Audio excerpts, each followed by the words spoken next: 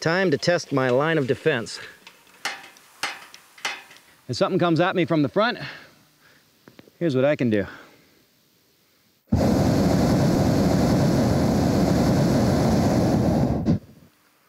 Oh yeah, baby.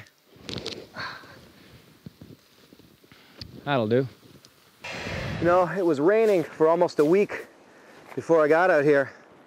You'll always figure you can't get dry tinder or dry wood if it's raining or if it's been raining a lot. And check out all those old stumps back there close to the eagle's nest and dig in deep enough, find yourself some nice dry tinder. I can use this. Look at that. Whoa, beautiful. Maybe take one of the other pieces and just get shavings. That's why woodsmen and trappers and people who are out in the wilderness all the time, they obsess over keeping a really sharp knife. A dull knife is what makes you push harder when you're trying to cut things, and that's how you end up cutting yourself. A sharp knife just melts through wood like butter. All right, now one thing I've done here has been I've put a base of wood, driftwood, underneath where I want to have my fire. Well, the worst things you can do is try to get a good fire going and have it sitting right on top of wet or damp ground. It just sucks up all the moisture out of the ground and puts your fire out, or at least makes it a lot harder to keep your fire going. I'm going to try a new method for starting a fire, something I've never used before. Remember that punky wood that I gathered? Well, this is where it's going to come in handy. You don't need very much. So this is a fire piston. And what happens here is there's an airtight grip, and as you push in really hard, boom, hit that in really hard, it works just like the piston in an automobile. The air that is condensed and pressurized so quickly rises in temperature extremely rapidly. And if you've got a little tiny bit of tinder down there, some punky wood, it should actually ignite it. Take my little piece of punky wood, drop it in there, and it's simply a good hard hit like this. And with any luck, I'll have a little coal in there when I'm finished, I hope. There we go.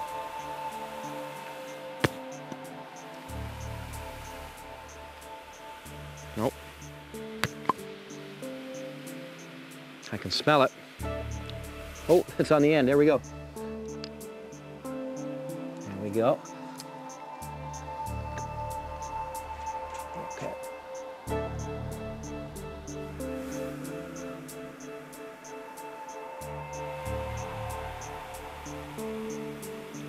Okay, snuff that one out. The purpose of using fire-starting devices other than matches and lighters is that they can be used indefinitely without returning to civilization for resupply.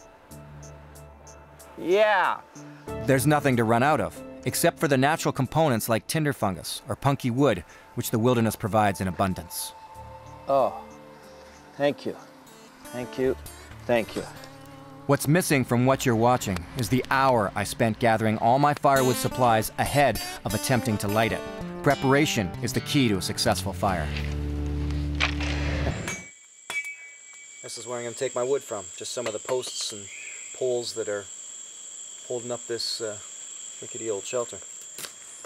I'm keeping my boots off to try and protect from foot fungus. Having them wet all day in this heat is not a good thing. Got to dry them out whenever you can.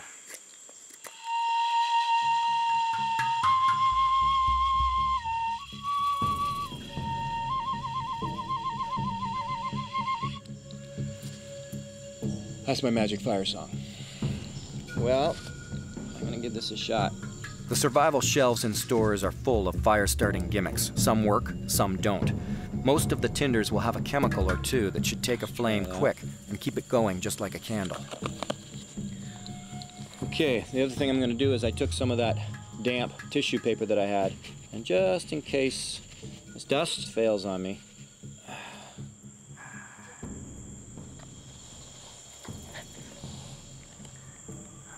if it seems like it'll be easy with a match, it's not. Remember, I have only this one, and it, along with everything else, is damp. There's little to no dry tinder available to take this flame and hold it for a fire. I almost lose it here, which would spell disaster for my week.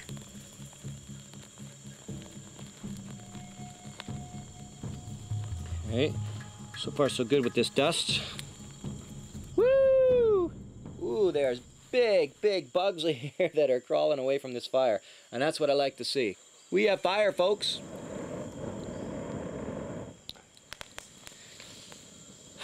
I'm gonna sleep well tonight, I hope. Mind you, I'm still on the ground. That's a problem. Okay, I am listening to something very large. Growl and moan and groan. Not too far from here. I would say at the most a quarter of a kilometer, about 2/10 of a mile sort of thing. I have no way of knowing whether it's a wildebeest, a buffalo, leopard, or a lion. So I am going to test my secret weapon.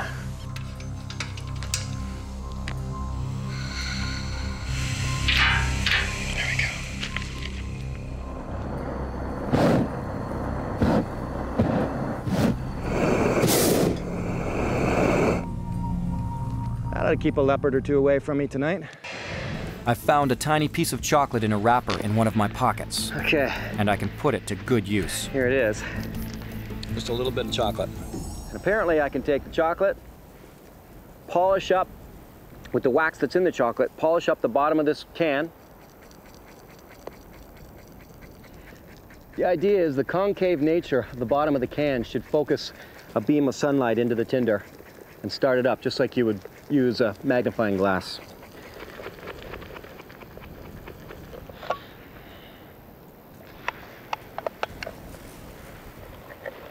It's hard to do. There's light there, and it's just coming back onto the grass right there. I'll leave the can and the tinder bundle in the sun to hopefully do its thing. It's working. It's working, it's working, it's working.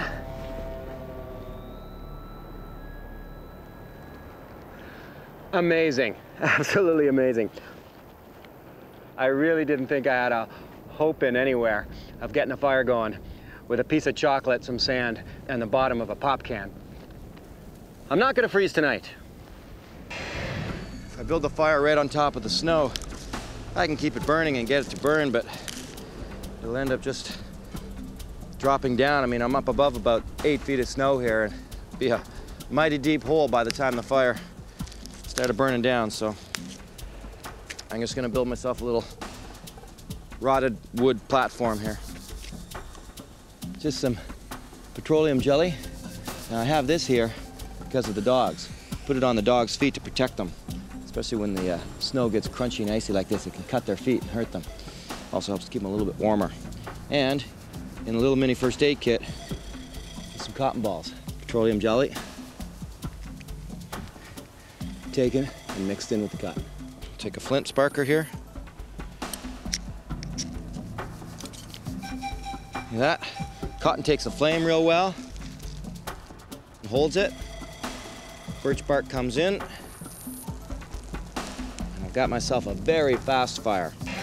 The only sign that anyone had been here since the cabin was built was a small bottle of hand sanitizer, of all things, but even this has a surprising use. It's also a fire starter. It only stands to reason that creams and liquids with enough alcohol in them might be flammable enough to catch a spark, a good thing to know when I'm down on matches. All right, some simple hand sanitizer and a spark, and we've got fire. I'm gonna try something new for getting a fire going. I've got all the stuffing from the coconut tree. Add a bit of gasoline. There we go. This is a rescue tube, diver's rescue tube. And usually things kept in it are items like matches, lighters, and often, in my case anyway, I have flares. These things tend to shoot really far. Wish me luck, folks, here we go.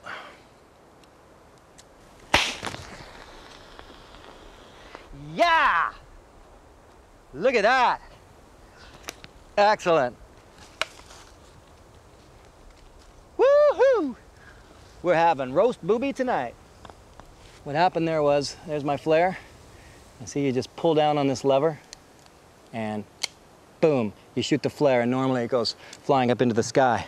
So I just had everything closed in there with the rock on top, shoot that right into it, and I'll bet you that would work whether there was gasoline or not. So it's a good thing to know.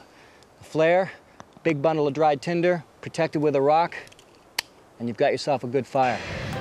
My need for fire in a survival situation, as always, looms heavy. It can give me a huge psychological advantage, but this area is as dry as it gets, and the last thing I want is to start a forest fire. But without matches, all I have is a small LED headlamp. See if I can get a fire going. Since this has been a day of harvesting, I'm gonna harvest the power from the batteries. 3 AA's to see if I can make a fire. That's where the bulb would go. And I'm gonna just take the wires right off of this piece here. Theoretically, I should be able to attach those 2 wires and perhaps create a hot enough bit of wire to make fire. Now the thing is, I had a little tiny backpacker's first aid kit, and in it was some cotton. So we're gonna give this a shot. Here goes nothing. One piece of cotton battened down on the pile. Comes a lucky battery. Not sure if that's gonna work or not. That's really hot. Getting some smoke. And let that sit. It's very hot. Oh. There we go. I didn't think that was gonna work, but I can't believe it works. An LED flashlight, taking the back off, attaching the wires to each other, and then simply turning it on. And it was hot enough to get that cotton batten to ignite. Ha ha, and I've got fire now. As always, for me, having a fire in a survival situation reigns supreme. It'll keep me warm and cook my food. Any food I might get. Let's see if I can get a fire going using this flashlight. First, we'll start by taking this thing apart. So take out the bulb. I'm going to need to break through the top of it. Okay, that's that. What I need to do is break the bulb without breaking the filament inside the bulb. That's the tricky part. Where's my bandana?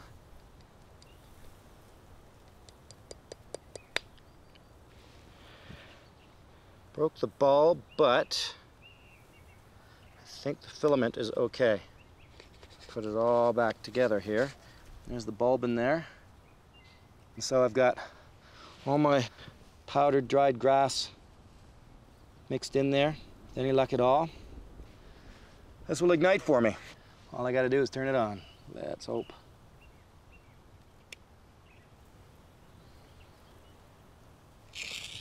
Yeah! Yeah! Woo-hoo-hoo! Watch that rope doesn't burn. Did you see that? Oh, that was sweet. Eventually it just sort of poofed the grass into flames there, and that was nice. Now I just need something to cook on this fire.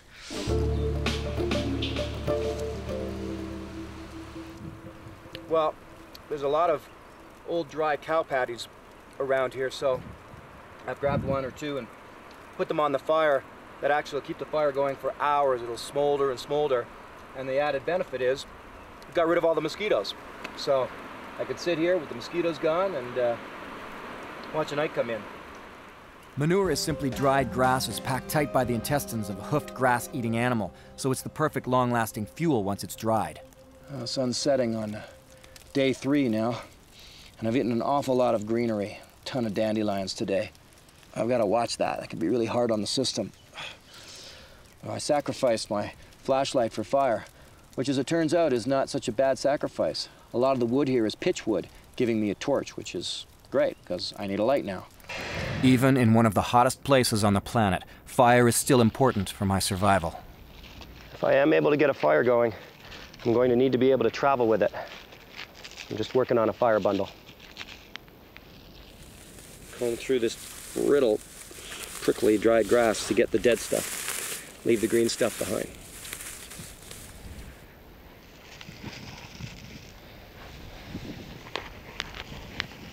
I grabbed some vinyl from the truck to use to wrap around it.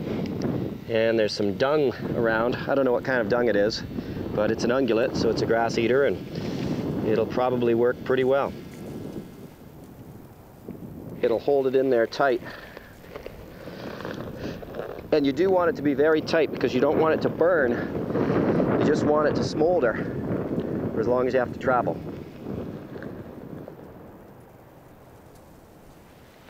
Well, in the fading sunlight, now that it's taken its toll on me for the day and it's losing some of its strength, I'm gonna see if I can't get something else from this truck that I can make use of.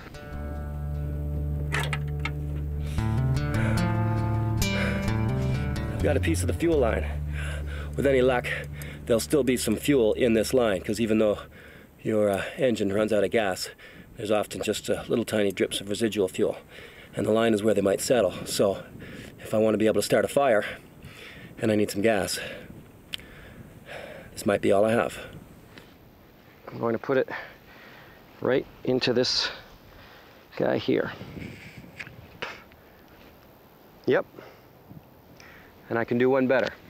Oh yeah, stealing oil from the oil filter. That should keep this thing smoldering really nicely.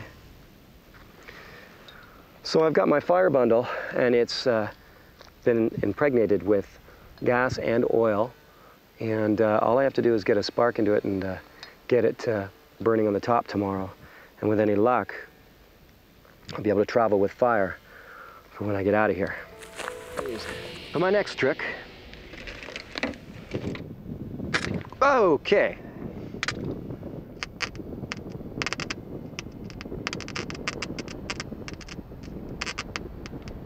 Yeah, oh yeah. Look at that, look at that, look at that, look at that. Oh yeah, all right. Let's get that fire bundle going. And it's starting to rain all at the same time. Woohoo! Almost set the truck on fire, mind you. Now I just have to try and get a fire going without matches here. Focus. There we go. Now it's focused. With very little effort at all, I'm able to walk around this old fish camp, and there's all kinds of little slivers of wood, bits of plastic, and I don't have to put much effort into it. Just have to gather it up, bring it over here, and I've got a good fire bundle. Of course, now I need to have the fire. All right, this CB radio. Right now, it's not the radio that I want. It's the battery from the radio. It's a little 12-volt battery. This is what I need. Well, scored a couple of things when I went over and looked in that big 45-gallon drum full of junk. There was old cups and teapots and tons of metal cans, but also old dish scrubbers and steel wool. And with this and this battery, I can make fire. I just have to touch the steel wool of those two terminals and it should ignite for me. All right, well, wish me luck. Touch it to this terminal here.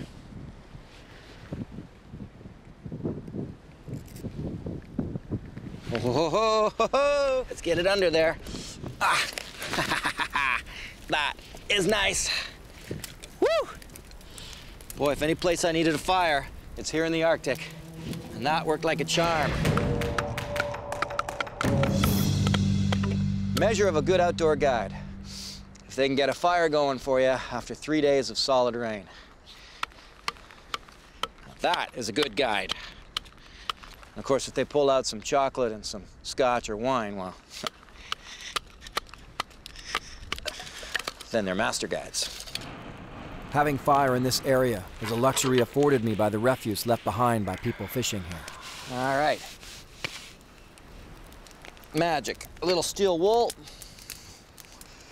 one battery, and we've got fire. I haven't had a fire in nearly 3 days, and believe it or not, the medication in my first aid kit can help remedy that.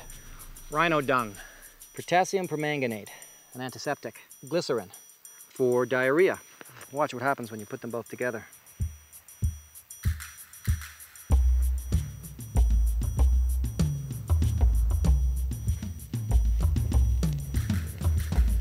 Oh yeah. That's what happens when you put the two of them together. Now that I no longer have my big jet flamethrowers to protect me, This fire will go a long way towards keeping any curious leopards in the area at bay. No shortage of dry material around here, let me tell you. Now, I can boil some water up. Just gonna do a little fire preparation here. Make myself what's called an Apache match. I'm gonna shred this up so it's good and fluffy. Essentially, an Apache match is a fire bundle, a way of transporting a coal over long distances or having a coal smolder over a long period of time. So this is just some slabs of cedar bark. The next layer I've broken up a bit, but not a lot. I wanted it to be sort of fibery. In the middle of all of that is all of my fine powdered stuff. So this goes on top. I just gotta tie it up. Create a little hole there and shove in all the rest of my fine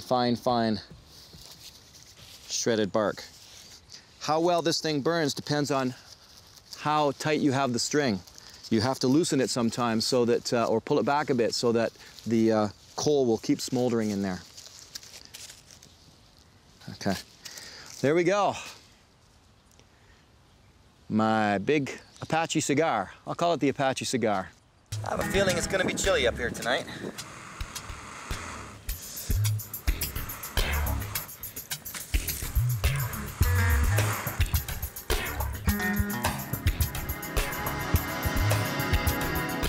Oh yeah, that worked like a charm. 3 or 4 hours later and my little fire cigar here worked out perfect. My Apache cigar. One way I can make sure I don't lose a fire is to kind of put together a makeshift kudlik here. Got some of this, it's the last of the whale blubber. I was using it as bait for the seagulls, but instead I'm going to make an oil lamp out of it. If you just scrape the whale blubber, it just juices out grease and oil. Oops. Watch I don't dull up my knife. So I'll show you what I mean here. So, all right, now this is just an old sock that was laying around here, so I've been drying it, and I'm going to take a piece of it, soak it up into this oil.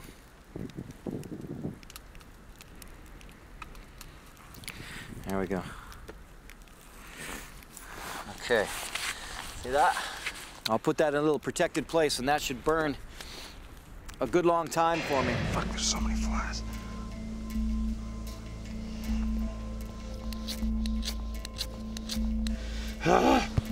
One right up my nose. It's gonna happen. It's gonna happen.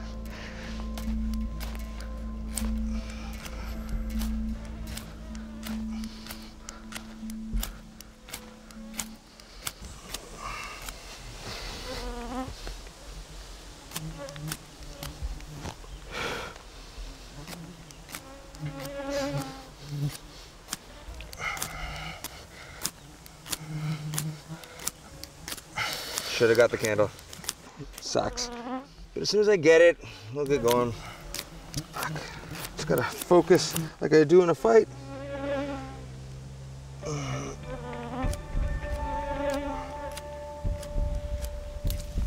You up here, Elias?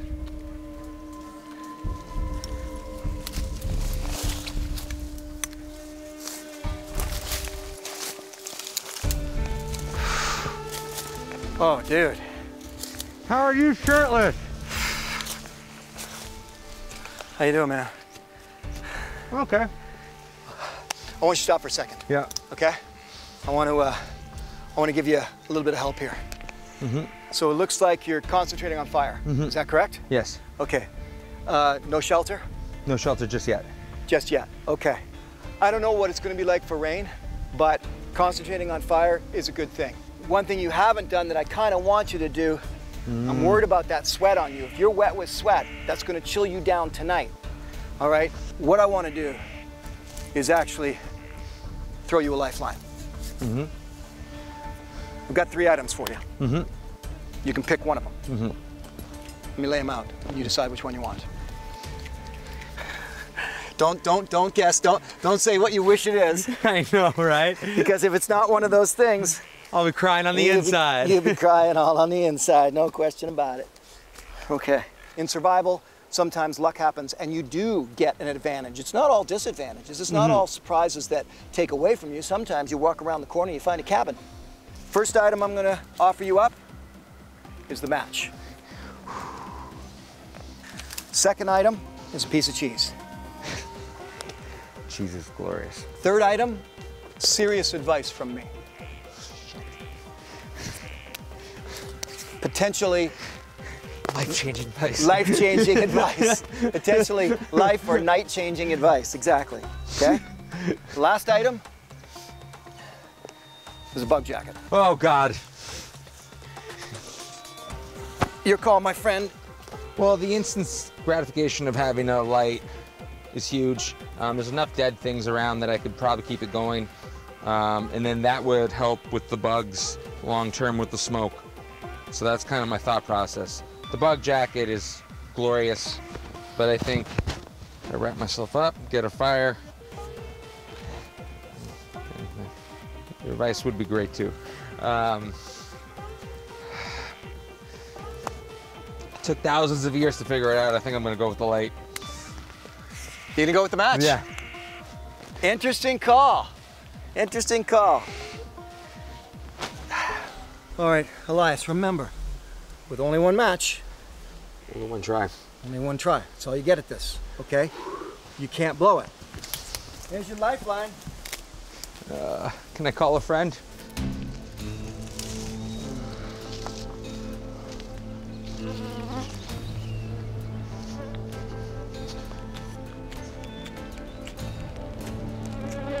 Well, fuck it. What are you thinking? I've already used the lifeline.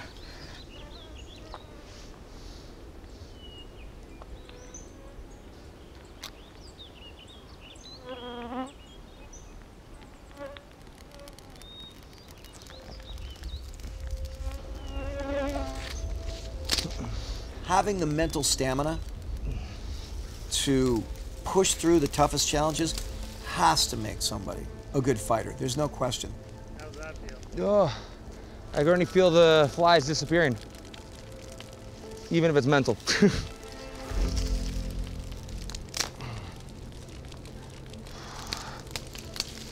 All right, we got ourselves a fire.